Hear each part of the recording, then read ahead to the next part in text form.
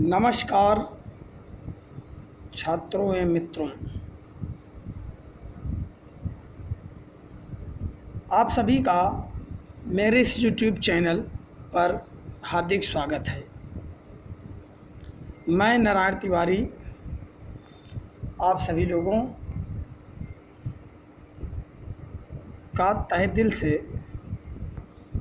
धन्यवाद देना चाहता हूँ कि आप लोग दिन प्रतिदिन मेरे अध्ययन सामग्री को देखते हैं, पढ़ते हैं और मुझे अप्रिशिएट करते हैं, मुझे प्रोत्साहित करते हैं और अच्छा करने के लिए। धन्यवाद छात्रों। आज मैं आप लोगों के समक्ष प्रस्तुत हूँ व्याकरण का सबसे महत्वपूर्ण अंग सर्वनाम, जिसे हम आप इंग्लिश में प्रोनाउन कहते हैं। सर्वप्रथम मैं आप लोगों से कहना चाहता हूं कि जिन लोगों ने अभी तक हमारे चैनल को सब्सक्राइब नहीं किया है, कृपया वो सब्सक्राइब अवश्य कर दें एवं बेल आइकन को प्रेस कर दें ताकि हर लेटेस्ट वीडियो आप तक पहुंच सके और आप उससे लाभान्वित हो सकें। छात्रों, आज हम आपको सर्वनाम पढ़ाएंगे। आपका अधिक समय न लेते हुए मैं सीधा टॉपिक पर आता हूं और सर्वनाम की परिभाषा आपको बताता हूं। सर्वनाम की परिभाषा है जिन शब्दों का प्रयोग संज्ञा के स्थान पर किया जाता है उन्हें सर्वनाम कहते हैं। जिन शब्दों का प्रयोग संज्ञा के स्थान पर किया जाता है उन्हें क्या कहते हैं? सर्वनाम कहते हैं।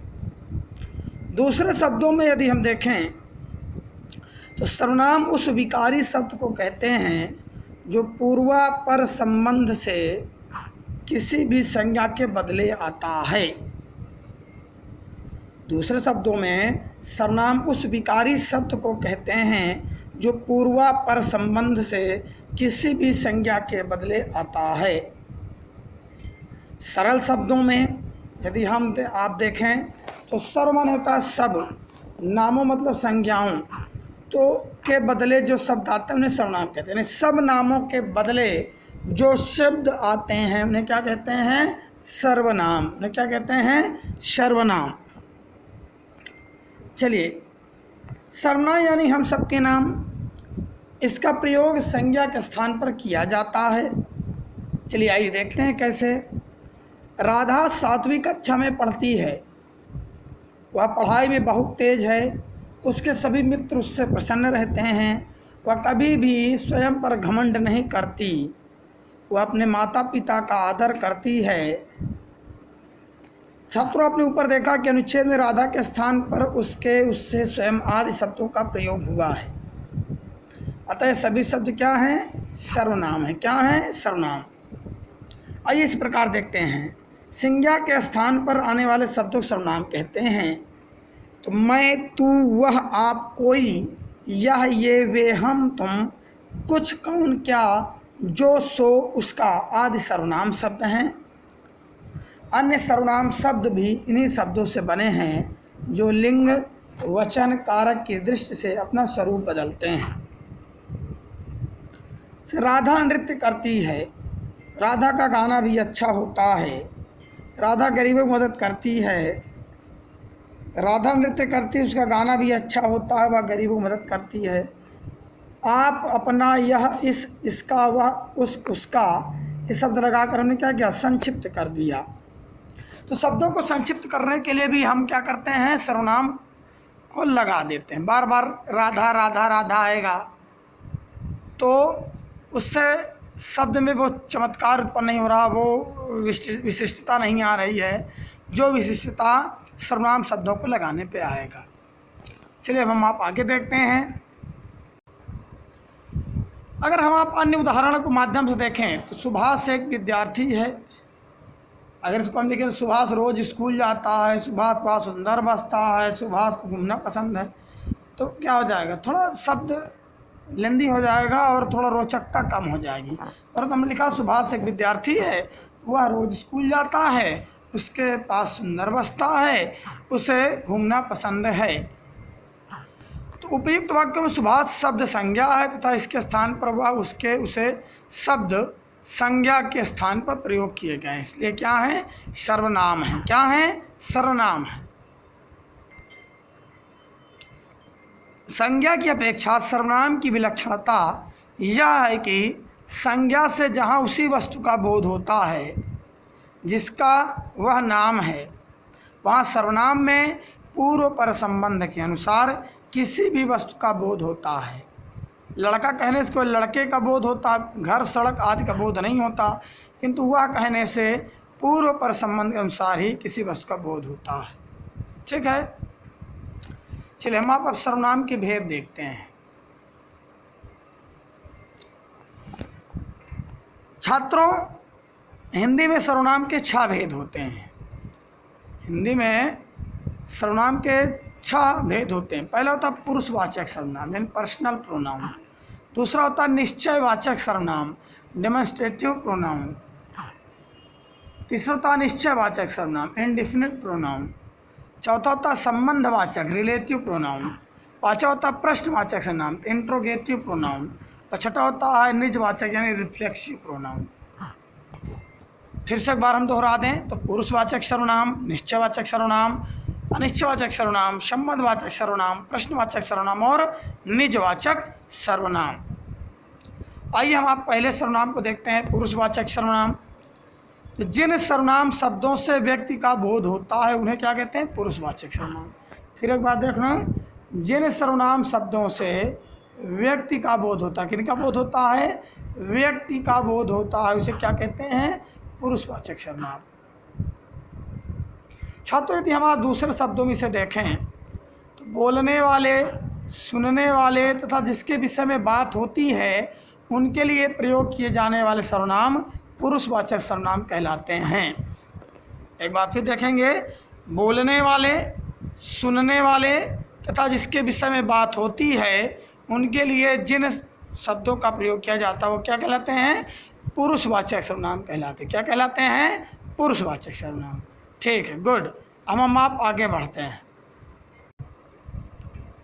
छात्रों, पुरुषवाचक सर्वनाम पुरुषों, स्त्री या पुरुष के नाम के बदले आते हैं।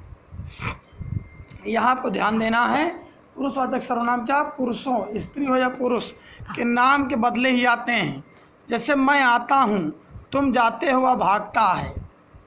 तो प्रयुक्त वाक्यों में मैं, तुम, वह पुरुषवाचक सर्वनाम हैं। अब हम आप पुरुषवाचक सर्वनाम के प्रकार देखेंगे।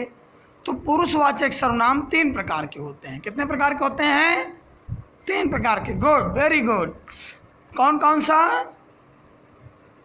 यस, उत्तम पुरुषवाचक सर्वनाम, मध्यम पुरुषवाचक सर्वनाम और अन्य पुरुषवाचक सर्वनाम। उत्तम पुरुषवाचक सर्वनाम क्या होता है, इसके बारे में हम आप जानें।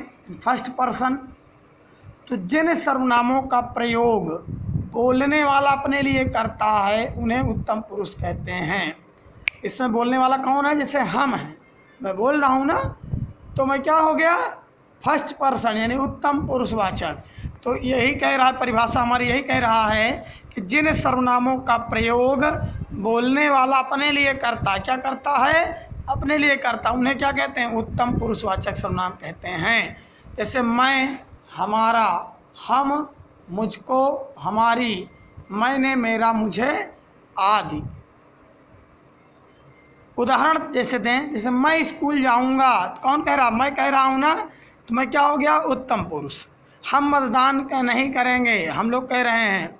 यह कविता मैंने लिखी है, बारिश में हमारी पुस्तकें भीग गईं, मैंने उसे धोखा नहीं दिया। ये सब क्या हैं? उत्तम पुरुषवाचक सर्वनाम हैं। चलिए हम आप अब मध्यम पुरुषवाचक सर्वनाम को देखेंगे। तो मध्यम पुरुषवाचक सर्वनाम है सेकंड पर्सन। जिन सर्वनामों का प्रयोग सुनने वाले के लिए किया जाता है, किसके लिए? सुनने वाले के लिए, उन्हें क्या कहते हैं? मध्यम पुरुषवाचक सर्वनाम। हाँ, यस, सुनने वाला कौन हुआ? आप सुनने वाले हुए और मैं क्या हुआ? बोलने वाला। तो मैं प्रथम पुरुष हूँ और आप क्या हैं? मध्यम पुरुष हैं। तो जिनका प्रयोग सर्वनामों का प्रयोग सुनने के लिए वाले क्रिया उन्हें क्या कहते हैं? मध्यम पुरुष। जैसे तू, तुम, तुम्हें, आप, तुम्हारे, तुमने, आपने। आज जैसे हम कहते हैं तुम यहाँ आ जाओ। आप लोगों को मैंने इतना समझाया कि क्लास सही समय पर ज्वाइन करें, है ना। तुम्हारे पिताजी का नाम क्या है? तुम क्या हुए? सुनने वाले हुए, तो मध्यम पुरुषवाचक। जैसे तुमने गृह कार्य नहीं किया है, तुम सो जाओ, तुम्हारे पिताजी क्या काम करते हैं, तू घर देर से क्यों पहुंचा, तुमसे कुछ काम है, सब क्या हो गए? मध्यम, यानी सुनने वाले के लिए मध्यम पुरुषवाचक सर्वनाम। अब आप अन्य पुरुषवाचक सर्वनाम देखें, थर्ड पर्सन, है ना, थर्ड पर्सन। जिसे जिन सर्वनाम शब्दों का प्रयोग किसी अन्य व्यक्ति के लिए किया जाता है उन्हें अन्य पुरुषवाचक सर्वनाम। यानी कि हम आप हों, लेकिन हम बात किससे कर रहे हैं? किसके लिए? किसी तीसरे के लिए। हम दोनों को छोड़ के किसी तीसरे के लिए बात हो रही, तो क्या हो गया? वो अन्य पुरुषवाचक सर्वनाम। जैसे वे, यह, वह, इनका, इन्हें, उसे, उन्होंने, इनसे, उनसे आदि। जैसे वे मैच नहीं खेलेंगे, उन्होंने कमर कस ली है, ये क्या हो गया? अन्य पुरुषवाचक सर्वनाम। आइए आगे देखते हैं। चलिए कुछ उदाहरण हम आप और देखते हैं। जैसे वह कल विद्यालय नहीं आया था, उसे कुछ मत कहना, ये सब क्या है? चलिए अन्य पुरुष।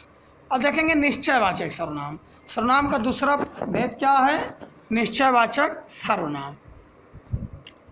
सर्वनाम के जिस रूप से, सर्वनाम के जिस रूप से हमें किसी बात या वस्तु का निश्चित रूप से बोध होता है उसे क्या कहते हैं? निश्चयवाचक सर्वनाम।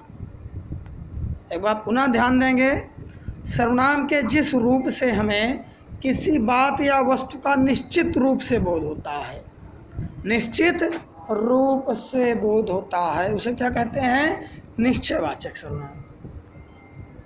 हम आप दूसरे शब्दों में से देखें तो जिस सर्वनाम में वक्ता के पास या दूर की किसी वस्तु के निश्चय का बोध होता है, क्या होता है? निश्चय का बोध होता है, उसे निश्चयवाचक सर्वनाम कहते हैं। सरल शब्दों में देखें तो जो सर्वनाम निश्चय पूर्वक किसी वस्तु या व्यक्ति का बोध कराएं उन्हें निश्चयवाचक सर्वनाम कहते हैं। जैसे यह, वह, ये, वे आदि। आइए हम आप देखते हैं कुछ उदाहरण।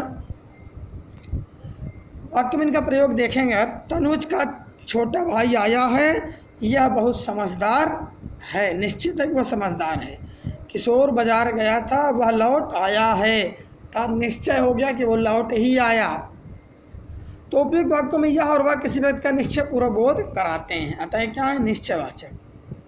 तीसरा हम आप देखें अनिश्चयवाचक सर्वनाम। तो जिस सर्वनाम शब्द से किसी निश्चित व्यक्ति या वस्तु का बोध ना हो उसे क्या कहेंगे? अनिश्चयवाचक सर्वनाम। क्या कहेंगे? अनिश्चय, निश्चित व्यक्ति का बोध ना हो।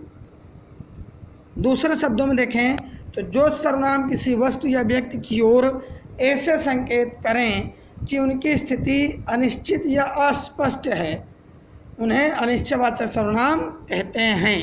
जैसे कोई, कुछ, किसी आदि। वाक्य में इनका प्रयोग यदि हम आप देखें तो मोहन आज कोई तुमसे मिलने आया था, पानी में कुछ गिर गया है, यहाँ कोई और कुछ व्यक्ति और वस्तु का अनिश्चित बोध कराने वाला निश्चय सर्वनाम। जैसे मोहन आज कोई तुमसे मिलने, कौन आया था? कोई निश्चय नहीं है, कोई निश्चित नहीं कौन मिलने आया। पानी में कुछ गिर गया है, क्या गिरा ये भी निश्चित नहीं है। आइए हम आप अब आगे बढ़ते हैं। आइए छात्रों चौथा देखते हैं। चौथा है संबंधवाचक सर्वनाम। क्या है? संबंधवाचक सर्वनाम। तो जिन सर्वनाम शब्दों का दूसरे सर्वनाम शब्दों से संबंध ज्ञात हो तथा जो शब्द दो वाक्यों को जोड़ते हैं उन्हें संबंधवाचक सर्वनाम कहते हैं।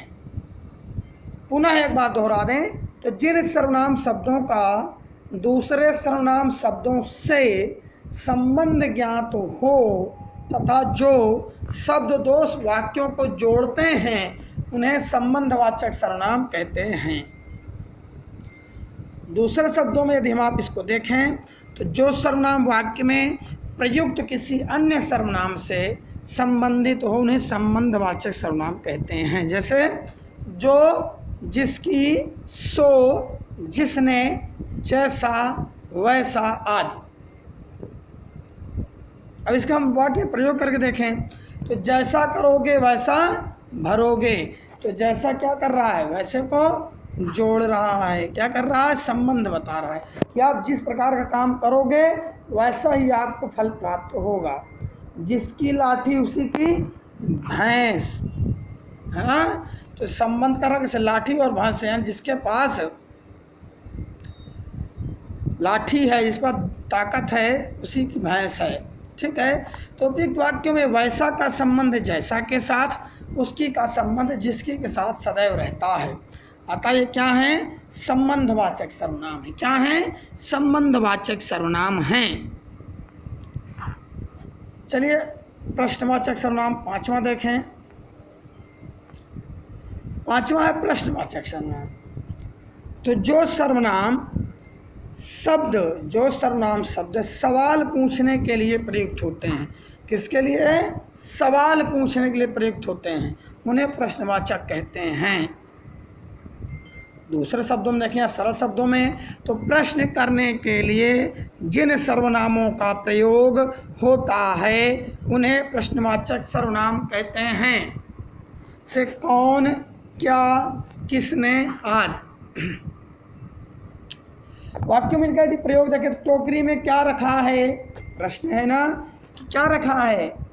जैसे आजकल ट्रेंड पे चल रहा है कि रसोड़े में कौन था, तो क्या है, प्रश्न कर रहा है ना। बाहर कौन खड़ा है, तो बाहर कौन है, ये भी प्रश्न है ना। मैं थी, तुम थी, कौन था, रसोड़े में कौन था, मैं थी, तुम थी, कौन था। तो ये भी क्या है, प्रश्न है ना। तो प्रश्नवाचक सर्वनाम है। चलिए ये तो था थोड़ा सा हंसी मजाक। तो उपयुक्त वाक्यों में क्या और कौन का प्रयोग प्रश्न पूछने के लिए हुआ है, अतः यहाँ ये प्रश्नवाचक सर्वनाम हैं।